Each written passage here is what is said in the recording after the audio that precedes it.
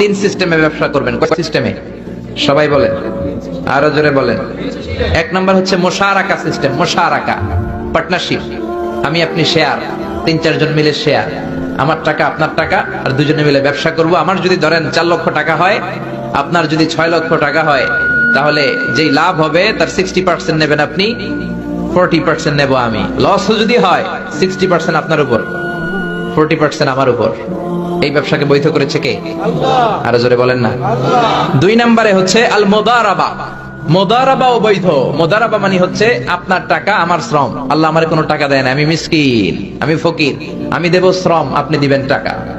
কত পার্সেন্ট লাভ হলে কে কতটা নিব এটা আমরা ভাগ করে নিব।